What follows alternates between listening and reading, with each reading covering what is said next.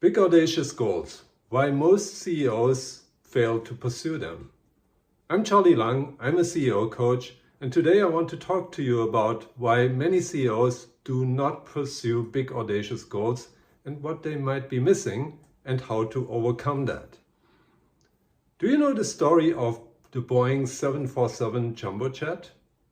In 1963, the top management of Boeing decided that they would design and develop and build a jumbo jet that would seat between 350 and 400 people. Most people in the industry said, these guys are crazy, such a plane will never fly, it's totally insane.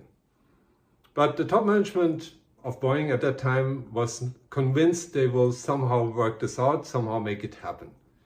6 years later, in 1969, the Boeing 747 had its maiden flight. But let's not forget, by that time, Boeing was at the brink of bankruptcy. The development cost much more money than expected. It took much longer than expected. In fact, they amassed a debt of a total of $12 billion in 2023 dollar terms.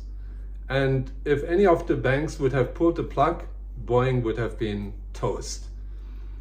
But that didn't happen. They were able to convince them to keep giving them money, and eventually they succeeded. What followed afterwards, you probably know. The Boeing 747 jumbo jet became a cash cow. In fact, it provided profits for many, many years to come, in fact, decades to come. So why do most CEOs not pursue such big, audacious goals? I found that there are three reasons for that. Number one, most CEOs play not to lose versus playing to win. Number two, most CEOs are following rules that maybe made some sense in the past, but may not be necessary to be followed today, which actually limits them to achieve much more. And number three, most CEOs believe in order to set a goal, I need to know how to achieve it. That's actually not necessarily true. In fact, a big audacious goal, almost by definition, is such that you don't know yet how to achieve it. So let's go through each one of them step by step. Let's start with the concept of playing to win versus playing not to lose. Biologically, we are actually designed to play not to lose. That has reasons in anthropology, how human evolution actually worked. For most of human evolution, it was necessary to play not to lose, otherwise we would not have survived. However, in today's world, it's not that necessary anymore. In fact, researchers found that 93% of all people still mostly play not to lose, and only 7% of the people mostly play to win.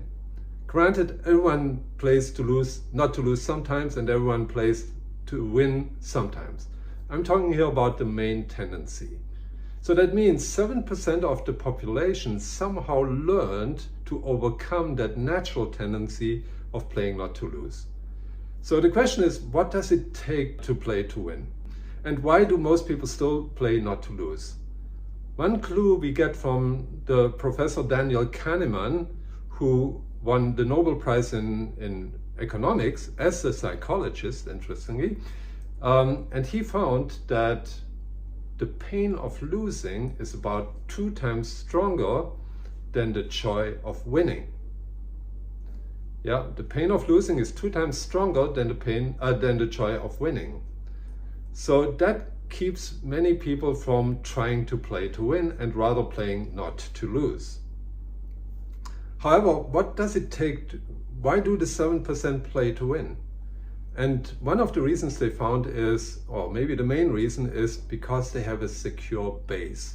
What does a secure base mean? A secure base means it's something that you can fall onto when playing to win goes wrong.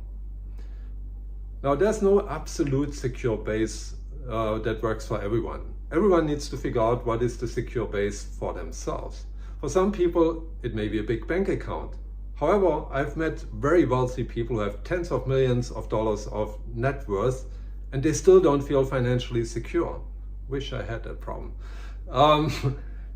But you see, it's not an absolute number on the bank account, or it could be family. For some people, it can be even their dog. It's something you can fall back on too, where you can kind of lick your wounds when it goes wrong to play to win, so that you can get back into the game and play to win again. Now, if you don't have a secure base right now, then you can maybe create one or develop one. But it's very individual. What works for you may not work for someone else. Let's look at the second factor. The second factor was that people follow rules that limit them that they actually didn't need to follow. I sometimes play a game with top management teams where I ask them to do a task that takes 2 minutes, and I ask them, how well do you think you will perform on this task? And the answers are usually quite humble. And then I let them do it, and then I ask them, how much did you achieve? A few people achieved what they said they will achieve. Some fell a bit short. Very few people usually exceed what they said they will achieve. But then I say, okay, let's increase the time from 2 minutes to 3 minutes. Let's all work together as a team, and I will lead the effort. How much performance do you think we can do together in 3 minutes? And some people say maybe double, maybe triple, in best case maybe 4 times. And then I say, I believe we can do at least 10,000% more, maybe up to 50,000% more.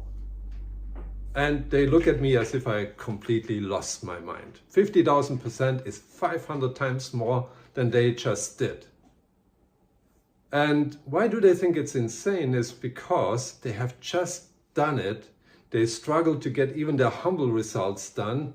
And I come with such an outrageous number, and they think I totally lost my mind. But I've never done less than 10,000% more than the best performing individual in the group.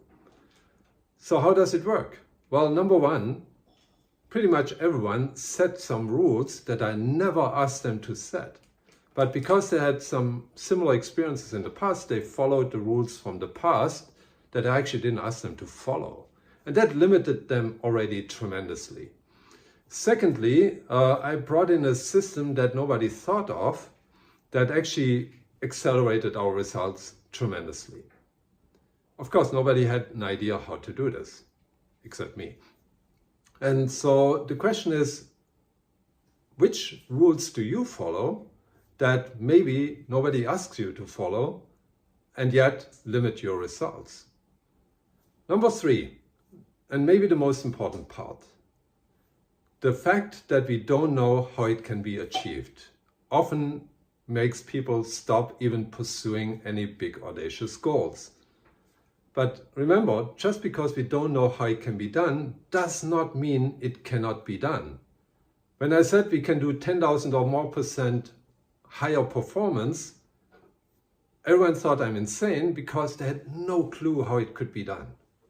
But then once we did it, once I showed them that it actually could be done, then suddenly it was very clear. So the question is, how do we figure out such solutions? And I came across a few years ago a model called ITOCA. It was in an article by Robert Middleton, who is a marketing expert for independent professionals. And ITOCA stands for imagine that it somehow might be possible, that big audacious goal. Then T stands for think. Think about it all the time. Meaning you walk down the street, you think about it. You take an elevator, you think about it. You keep thinking, how could it be done? How could it be done? Whenever you don't need to focus on something else, you think about it. Then if you do this continuously for an extended period of time, you will start to see things that you normally don't see. And that's where the O comes in ITOCA, O for opportunity. You may start to see some opportunities, how it actually could be done. Now, granted, usually the first few opportunities you come across turn out to be non-starters, not working for some reason, but you just keep going until you find one that is likely to work. Which leads us to the next step in ITOCA, which is C for commitment. Once you have an opportunity that you believe is probably going to work, then you make the commitment to do it. Then you can do the planning and so on. Then it actually could become a SMART goal. And the last step, of course, most important, is to take action, A for action. So you see, this is a very simple process. And I figured when I learned about this process that I actually applied it 2 times in my life before I even knew this process. And in both cases, I actually figured it out how to do it, and I succeeded in doing so. So you see, if you want to achieve extraordinary results, then think of the case of Boeing. And there are many other cases out there where courageous leaders followed big audacious goals that changed the game. In fact, in the case of Boeing, that changed the whole game in the aero industry. So think of 3 things how you can overcome this if you hesitate to follow big audacious goals. Number 1, make sure you don't follow rules that nobody asks you to follow. Number 2, play to win versus playing not to lose. Make sure you have a secure base. And number 3, also make sure you keep thinking about it, follow Itoka, so that you eventually figure out a solution that somehow will work. So my question to you today is, what big audacious goals are you pursuing? And if so, what kind of challenges are you facing? Please share what you face. I'm really curious to hear. Thank you very much.